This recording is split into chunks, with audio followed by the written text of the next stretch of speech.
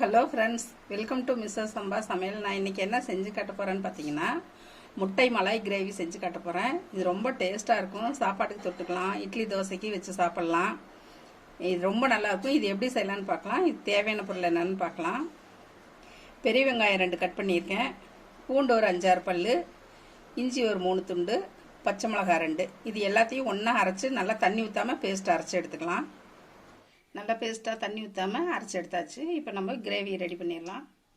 Oil 1 spoon ஊற்றிக்கலாம். நம்ம அரைச்சி வச்ச மசாலா போட்டுடலாம்.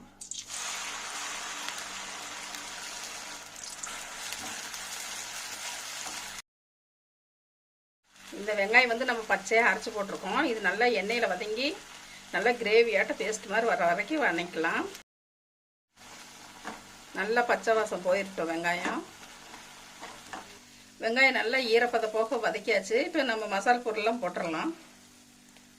சீரகத்தூள் ஒரு 3/4 ஸ்பூன் போட்டுக்கலாம். மிளகு ஒரு 3/4 ஸ்பூன் போட்டுக்கலாம். கரம் மசாலா ஒரு 3/4 ஸ்பூன் போட்டுக்கலாம். தேவையான அளவு உப்பு போட்டுக்கலாம்.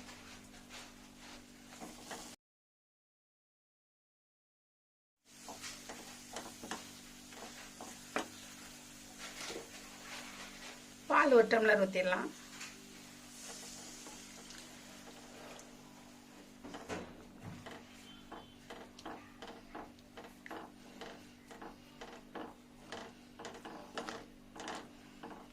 நம்ம வதக்கின பேஸ்ட் எல்லாம் நல்லா கரைச்சி விட்டுறலாம் பாலில்.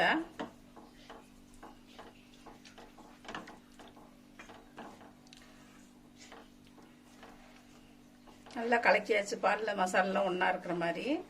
இப்போ நம்ம வேக வச்சு உளிச்சு வச்சிருக்கிற முட்டையை 2 கட் பண்ணி நம்ம இந்த கிரேவியில் வச்சிடலாம்.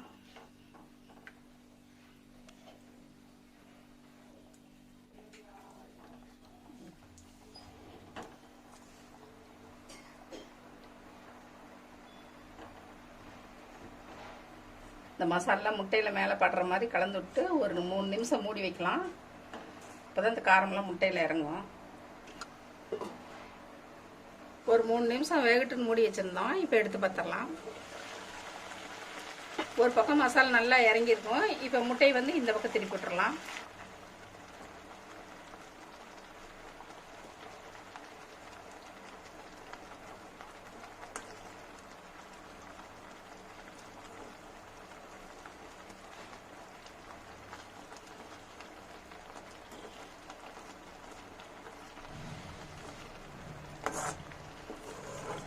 திரும்ப மூடி வச்சு 2 நிமிஷம் வேக வச்சிடலாம். 2 நிமிஷம் ஆச்சு. திறந்து பார்த்துடலாம். 2 பக்கமும் நல்லா மசாலா இறங்கிடுச்சு.